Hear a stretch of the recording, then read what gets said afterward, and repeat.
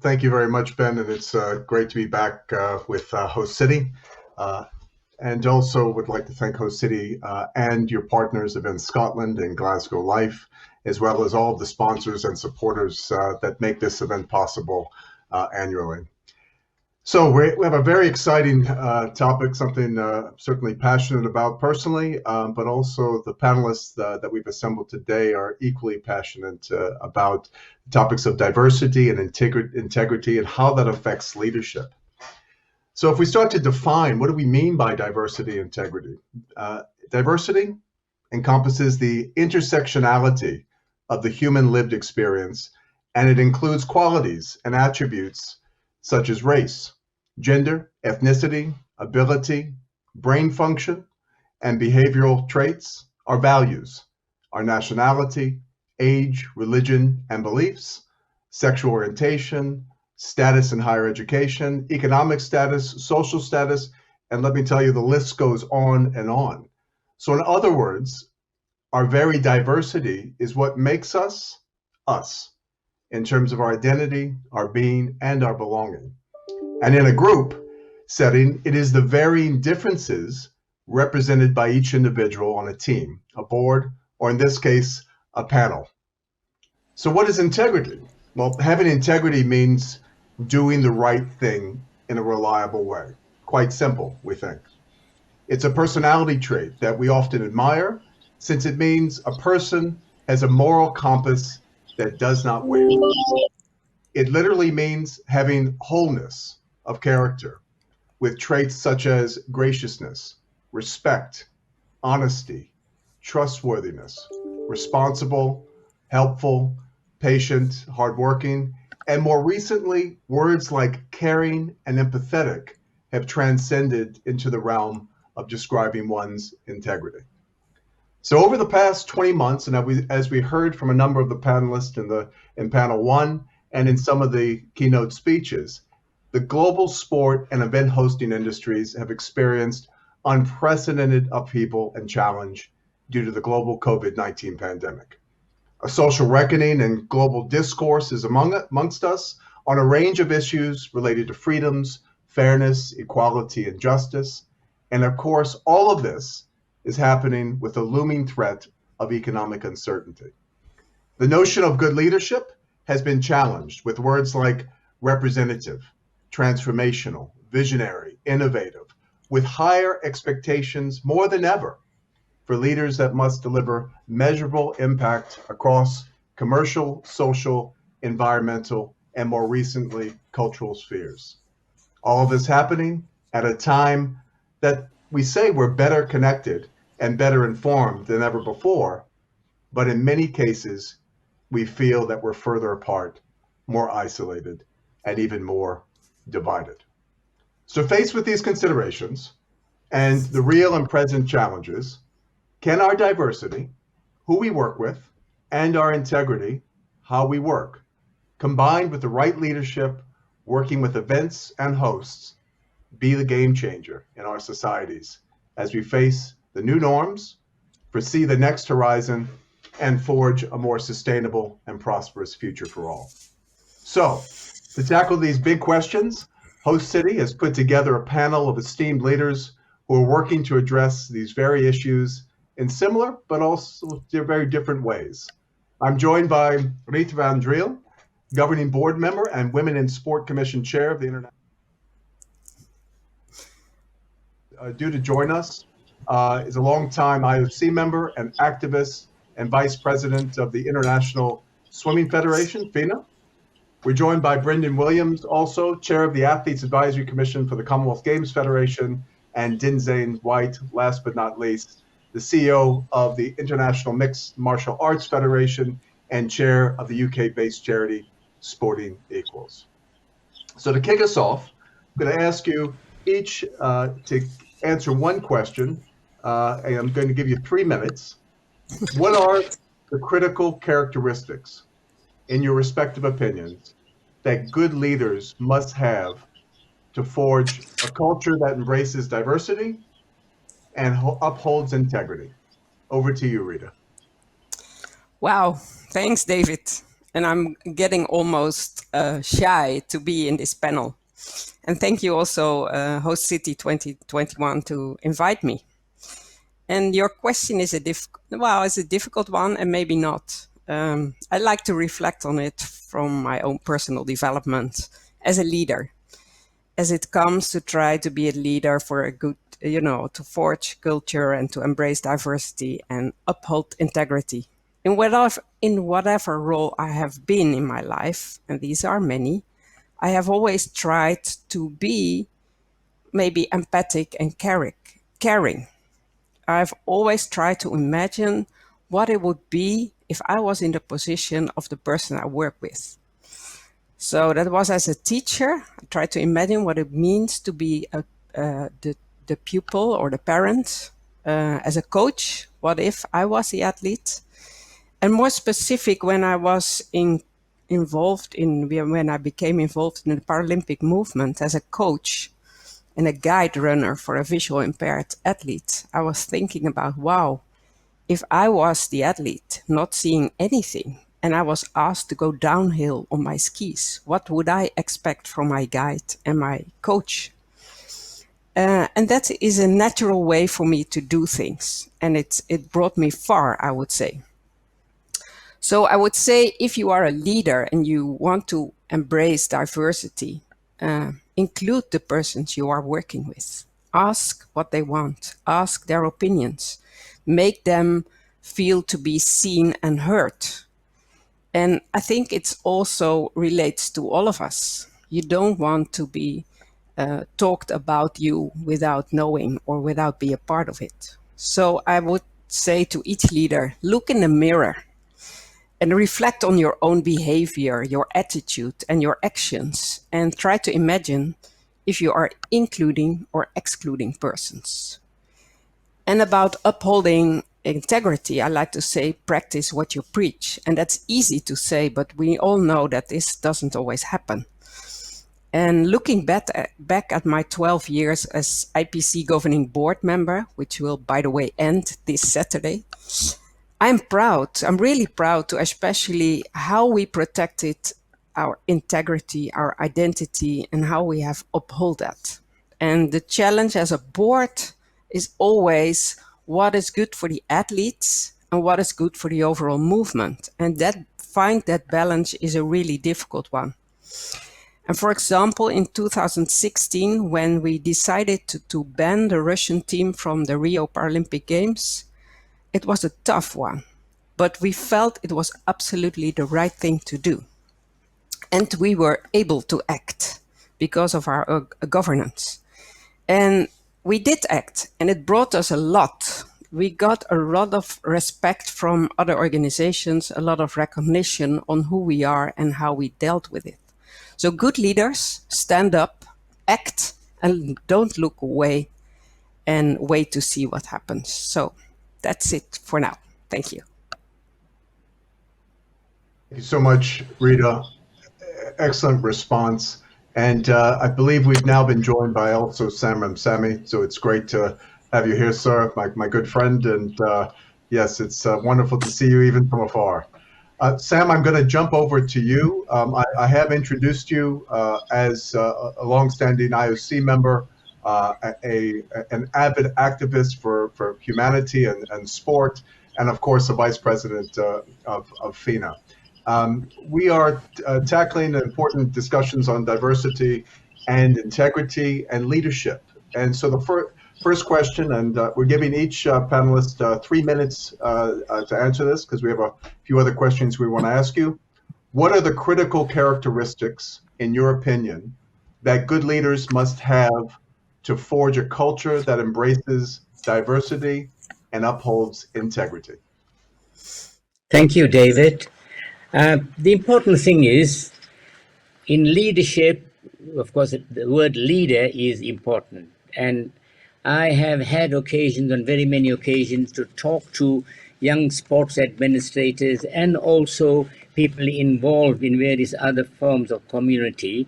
And I always say that, you have a wide range of people you have to look after. People from the left, people from the right. But I think it's important that we always lead from the middle, irrespective of our own political or other forms of orientation that we must have. Now, the leaders must lead from the right, not from the right, but when I say right, I mean from the correct position, which is the middle ground.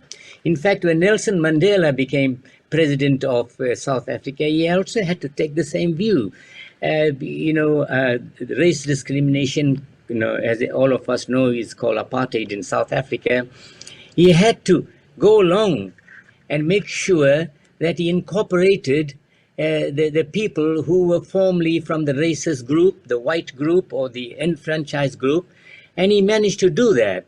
And that, I think, is a very important component in when we go forward and take people forward. And of course, it's important that, as Mandela did, and of course, I also follow his example, it's important that we meet all our constituents, irrespective whether we agree with them or not, because you are the leader, and as the leader or the captain, we have to take everyone along with us. And most importantly, it's important that we convince them as a leader that you're going in the direction that you want the organization to take. And I think if that particular emphasis is again installed, whether you're having very many political views or racial views, I think one normally goes along with that. And I also had this difficulty when I became president of the Olympic Committee of South Africa. Largely, I took over a constituency which was largely white, and I had to impress upon where we are going. And to a large extent, everybody accepted this.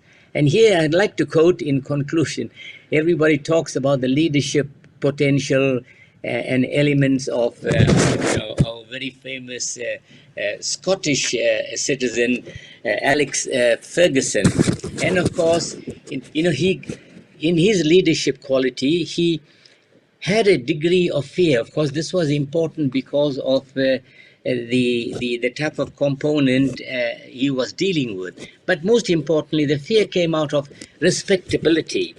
And of course, I'm reading this little bit, which most people know, that still being very fearful or, for that matter, scary and difficult is now the vogue again as a management style, not just in sport, but also in business. Indeed, given what you know about the secret success of Apple, a consumer electronics giant, Ferguson could reasonably be described as Britain's Steve Jobs. Given his unorthodox, talent-obsessed, and sometimes bruising approach to make something beautiful, happily, and in contrast, Job might be, still more great as far as Ferguson is concerned. And I think this is the type of leadership we need, because we have to convince people. And I had no problem in remaining president of my NOC for 13 years. And I retired despite being asked to continuously stand, because we need new blood. And that, I think, is also important. It's important as a leader, we also train new blood, because as we know, elements change and everything evolves, and continuously staying there, one becomes very conservative, and one must realize at some stage one has to step down. Thank you, David. Thank you so much, Sam, and both inspiring and informative as ever. Brendan, we're going to move on to you, and then Densign right after. Again, Brendan, what are the critical characteristics, in your opinion, that good leaders must have to forge a culture that embraces diversity and upholds integrity? Well, David, first and foremost, it's such a daunting task to be placed in between such exceptional sporting leaders. To me, the key characteristics that one must look at in terms of leadership, you must first distinguish whether someone is a transactional leader or whether they're a transformational leader. A transactional leader, they take the realms of an organization just to achieve its day-to-day goals. You know that you have an event coming up, or you know you have a set plan, you just achieve that. Whereas a transformer leader inspires followers to accomplish more by concentrating on the followers' or organizational values and helping them to align with the values of the organization. And these individuals, they possess key characteristics. And one of the first things they must ensure that they could do is to try to change the organizational culture to achieve these goals or values. A transformational leader or a leader who tries to invoke change within the organization is open to new thinking. They don't go with the status quo. They think outside of the box, because we know change is never comfortable. Change is something that we're not too shy. We should not be too shy to try to achieve.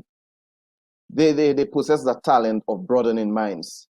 They work to ensure that the persons who work with them or those who are in a group with them, they learn from them and they can give them new insights as to how they should do new tasks or to accomplish goals. They're committed to active listening. Leaders, transformational leaders, they're one who listen a lot and speak less. So whatever comes from their mouths are something which is something that invokes change or brings change towards the movement. They have a high tolerance for intelligent risk where the masses or the majority may feel that it may bring the organization to a demise, but the success of those risks will be manifested in the values or the accomplishment of the values.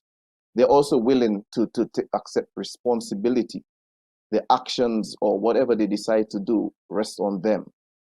They trust in their team members. And that's one of the biggest things that leaders, global leaders within sporting organizations, they fail to do. Trust in the team members, because through diversity and integrity, we are able to achieve a lot, but we need to trust each other. And also the ability to inspire in participation. And that participation is not only within the movement, but you think outside the box. You get perspectives from different individuals across the globe to ensure that whatever you're doing is fully encompassed in achieving the goals of the organization. Thank you, David. Thank you, Brendan. Excellent. And Densign, last but never least, what are the critical characteristics, in your opinion, that good leaders must have to forge a culture that embraces diversity and upholds integrity? Thank you, David, and thank you, Host City, for the invitation to participate in this amazing event. I think it's a challenging time for leaders today. There are so many challenges that we face. I think as a leader, you have to realize that you're not a passenger. You're the person. You're the pilot. You're the person that's driving that organization forward. You're not a follower. You're the person who has to lead. Sometimes that means making tough decisions. You have to be able to make the tough decisions that aren't popular. And I know we live in a democracy, or most of us do live in a democracy, where the general thinking is that you should always go along with what the majority of people think. But sometimes the majority can get it wrong. And I think you have to have the courage to tell them they're wrong, and give your perspective and your vision, and try and take people along with that and make them see that this is the right direction to go in. I can give one example that I had recently with my organization. We did a survey. We were thinking about introducing youth championships from 12 to 17 years of age, and everybody knows that in most combat sports, in many combat sports still, the kids are subjected to headshots and kicks and punches to the head. And I was of the view, and my president, that we shouldn't allow kids under 18 to take headshots. But when we did a survey of the coaches, 80% of the coaches wanted the children to continue to compete with kicks to the head and punches to the head. And we went against that. We went against that opinion. We brought in a policy which categorically states, taking advice from the medical commission as well, that we wouldn't allow our kids to take kicks and punches to the head. And I think we're one of the few combat sports that actually has a policy like that. So I think taking those kind of tough decisions that aren't necessarily popular is really important as a leader. There are many challenges for leaders today. There's the anti-corruption, there's money laundering going on in sport, there's illegal betting, There's athlete welfare issues, which I've just touched upon there, which have been very prominent. And sport has been tarnished in recent times because of some high profile situations. And a lot of times what comes out is that the leaders have turned a blind eye, or it's been brushed under the carpet. And I think you need to be able to tackle these situations head on, and make sure that your athletes are protected at all times, that we have a level playing field, we have the right kind of policies in place to drive the culture that we want throughout the organization. And so I think that as a leader, you do have that responsibility, and obviously you touched upon diversity, and driving that diversity culture. I mean, it's one of those buzzwords that you hear now. There's lots of buzzwords. There's people talk about race, equality, and inclusion, and diversity, and so on. All the buzzwords, people are using them, but are they actually delivering? And I think one of the things we need to do as leaders is not to not just to pay service to these issues, but actually to tackle them head on and to drive those agendas forward, and basically to make it happen. Very much, Densign, and equally inspiring, and I think a really good reminder about the importance of being responsive and taking things head on, as a leader, not when you have to, but when they arise. So thank you for that. Rita, I'm going to move to you on the second set of questions, and we're just cognizant of the time that we have, and we have some questions coming in also. So we will take questions from the public if we have the time. Rita, how do modern sport and entertainment events like the Paralympics and within the Paralympic movement relate to the social drive for greater equality and diversity? Can you give us some examples? Yeah, sure. And I think diversity is a fact, and especially in the Paralympic Games, when you see we have about 4,000 athletes, and they are all unique athletes, not only related to their disability, but many, of course, other things. But let's focus on the disabilities. We have 4,000 unique athletes, and we try to put them in boxes to create, based on their abilities, try to create a level playing field so they can perform at their best. This is really a challenge, to have this put together. And but it's also what makes the Paralympic Games unique. All these different personalities, different abilities, etc. And our vision as International Paralympic Committee is to create an inclusive world through parasport, because we believe that change starts with sport. And we focus on different topics like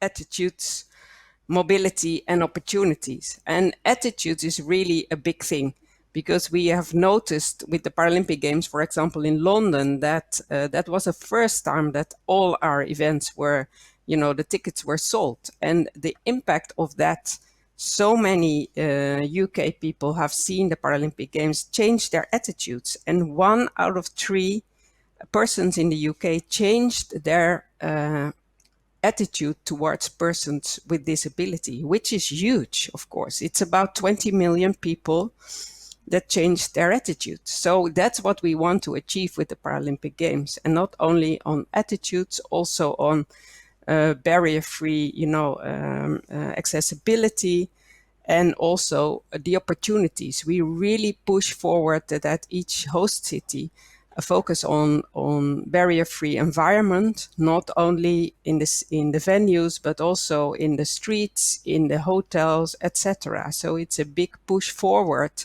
for persons with disabilities. And also we try to push forward that in the organizing committees and in all the things that happen in a host city, that they include persons with disabilities, to work with them, to give them opportunities to develop themselves. And it's really also interesting to see that in Rio, for example, 85% increase of number of persons with disabilities who got training related to the games. And also after the Paralympic Games in Rio, that 49% of persons, an increase of persons with disabilities having employment. So we have a big impact with the Paralympic Games, which is wonderful.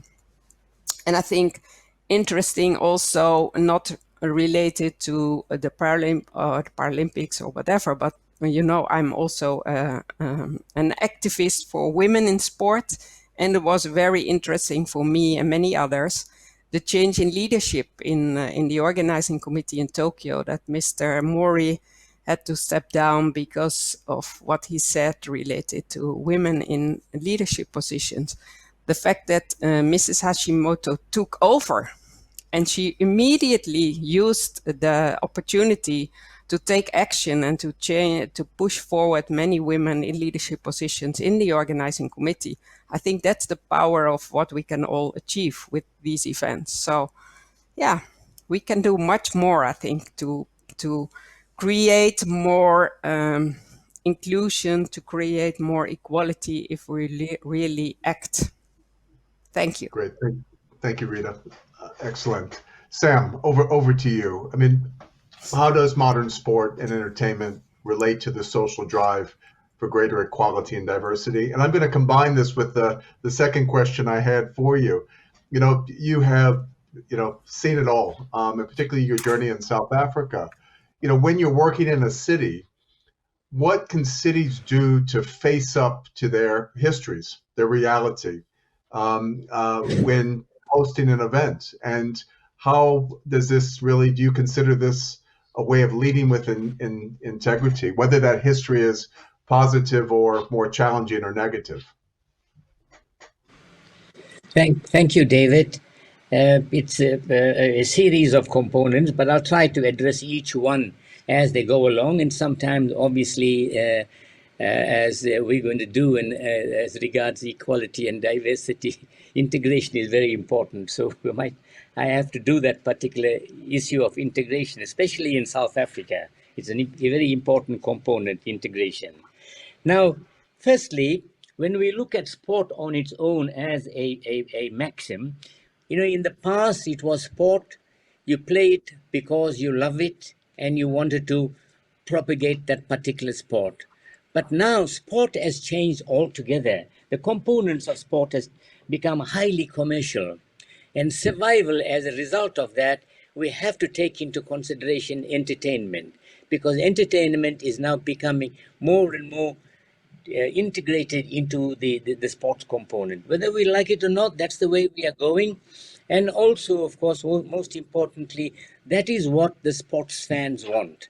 They want entertainment, they want enjoyment, and enjoyment comes out of entertainment. So in that particular respect, and of course, we need to see how we can combine these particular elements, but at the same time, it is important that we have at the foremost end diversity, equality, to make sure that we take the entire grouping with us, our entire constituent. And in that particular respect, you know, we have to make sure that, you know, the approach is going to be a very normal. Sometimes, I wouldn't use the word revolutionary, but it's important to ensure change is being made. For instance, within the IOC, in the past, you know, it was just elite sport. If you weren't involved in elite sport, you were not involved in the Olympic Games. And then, of course, the Africans have said, well, if you're going to come back with elite sport all the way, and many African countries, they'll only come there for the opening ceremony, carry the flag and go back and wait for the closing ceremony when they bring the flag back without any participation. And of course, under Mr. Samaranch, all of us looked into that particular area and saw that democracy was very important, that we need to make it all inclusive. In that respect, Mr. Samaranch, and of course with the IOC general acceptance, we said in our view of propagating democracy, we need to make sure that there is continental representation, not only the elite, but also a representation from all the continents, so that development can in that way be initiated. In fact, that is now the main component of all components of Olympic sport. If you do not have continental representation, your sport is, and you know this more than most of us, David, is in a position that it might, be in a very shaky position in future Olympic Games. Indeed. And in this respect, it went on. We go on not only with that particular element, we needed to make sure that there is a diverse element. And how do you particularly bring a diverse element? Now, one can bring a diverse element into looking at the geometrics of that particular area. And this diverse element needs again to be nurtured. And the IOC initiated this particular diversity, which resulted in not only making sure that continents were represented, but making sure that there is a developmental angle. And as a result today, to a large extent, although of course we haven't excluded elite sport, high performance sport, of course high performance sport is all there, but to a large extent, if one makes the analysis, one would see that elite sport is 80% of the component, and development is 20% of the component. And that helps us, again, to form the type of integration we want. And also what I think is important, in fact, Rita emphasized this, and I think Densign also talked about in getting the youth involved. And that I think is very important. And of course, the Youth Olympic Games now plays a very crucial role in ensuring that there is this diversity, there is this equality in whatever we do. And of course, in providing examples from aquatics, for instance, we've taken this to another level because what we have done now is we realize that, of course, with aquatics, as everybody knows, if I oversimplify it, I mean that you need a hole with water. And of course, this hole had to be done in such a way that is appropriate. So what we have done in FINA now, to make sure that there are enough holes of water in all the continents, in all the countries, we have now envisaged a program by providing each continent with a swimming pool, and we're doing this with our manufacturers once a year. So each continent has the opportunity to build a swimming pool that's going to be used not only for providing elite sport, but also for developmental angle. And in that particular respect, swimming has gone one step further. And I think compared to other sports, swimming has played a relatively important role because swimming is a life component. And as we know, the international organizations, the World Health Organization, have indicated that there are over 300,000 drownings each year. So we've gone on to make sure that we have programs teaching swimming for all programs, and survival swimming. And that's quite useful for us. We have incorporated river swimming, we incorporated dam swimming, and of course we made sure that there is safety. And obviously we are not the only grouping that's involved in ensuring that drowning doesn't happen, but very many other components are also important. We can't, for instance, prevent all the natural catastrophes that take place, but we play a very important role in that respect. And of course, when it comes to cities, when I was chair of the IOC Commission on Sport and the environment, and I played an important role in ensuring that cities also play an important role, a crucial role, an essential role in making sure there is diversity. And what we have done now, we've looked at very many countries and encouraged them, for instance, how to use bicycles, how to use skateboards. And I am happy to say that, each year when I was still the chair of Sport and Active Society, we identified certain cities and provided them with a degree of support, both as far as human resources and as far as financial resources, to make sure that they provide the type of a demographic approach. And I'm happy to say, in that particular respect, now we have identified very many countries in the world. And of course, I'll start with Glasgow because, we played an important role there when the Commonwealth Games were held there, David, and you were head there.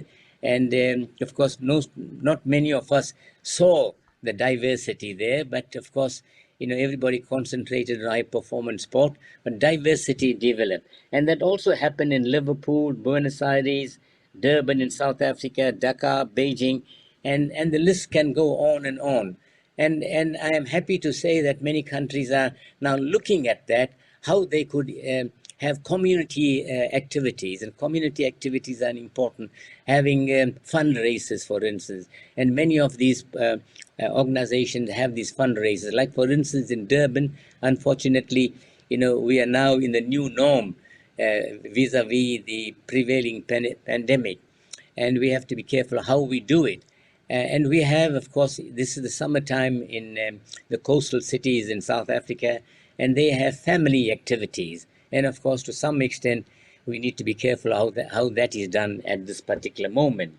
But I think most importantly, we need to look at what's happening in South Africa. And I think you also asked me to touch on what is called, in that particular respect, how we embraced truth and reconciliation.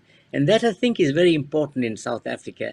But that also became important in very many countries.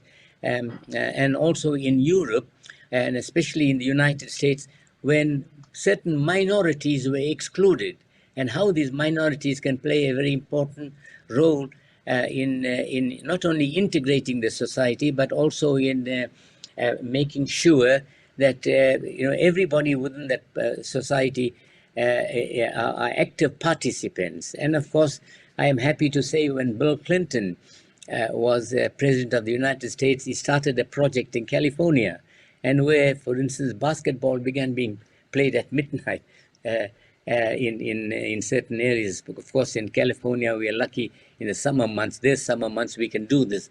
And the same thing happened in South Africa. We do this to ensure that everyone takes part. But when it came to South Africa, the component in this particular respect was different, because we were incorporating into the new South Africa a formerly racist elite regime, and they had all the privileges, they had all the facilities. And how are we going to do this? It wasn't very easy in that particular respect. And of course, Nelson Mandela had this bright idea to say sport is a very important, very essential component in uniting the country. And in that particular respect, we took a step even before South Africa became fully democratic in what we know today. We took the South African Olympic team to the Barcelona Olympic Games in 1992. And there were obviously many objections in South Africa from especially the left-wing groups who said, of course, we haven't normalized the society. How can, without normalizing the society, how can we normalize sport? They had a particular reasoning in that, but we had to look at how to integrate the former privileged group into the society. And in that particular respect, I'm happy to say, over the years, we use this word democracy quite often in South Africa to say that we need to incorporate everybody into this particular element of society. And what we have done, in fact, Nelson Mandela has done this also. When he became president, he realized that he needed to look after very important components in society. He had to look after the police force. How are we going to integrate the police force? How are we going to integrate the administration? How are we going to integrate the defense force. And these forces, to a large extent, up to that stage, belong to the former elite white group. And of course, they respected Mandela. And over the years, with the form of integration that we had, I am happy to say that has happened and is continuing to happen. But of course, and then what we've done, we have what is now called a transformation charter, transformation to make sure that all citizens of the society that we live in have an equal opportunity in sport. It's not easy, but we're trying very hard in that particular respect. And for that particular component, I use this particular phrase quite often, that, look at South African sport at this stage. This was about a few years ago. And we had a population then of about 45 million South Africans. But as far as representation international, it only came from the white group, which was about just under 5 million. And we said, look at how good this 5 million are doing. Can you imagine how good we would be if we incorporated the other grouping and all 45 million takes part? And there, it did not matter out of that particular opportunity presentation, if the team came out all white, if it came out all black, if it came out half white, half black, it's a team that is acceptable to all South Africans because it's truly representative of South Africa. That is beginning to happen in sport now. If you look at football, although it's largely played by the black component South Africa, of course, the first captain in the new South Africa was a white person, and he, of course, was responsible for bringing the African Nations Cup to South Africa. And now, if you looked at those people who saw the last World Cup rugby match, I'll try and conclude by that now. The last World Cup rugby match where the favorites, England, were beaten by South Africa. And when you saw the South African side, you realize, it has been fully transformed. That is what we are doing in South Africa. Thank you, David.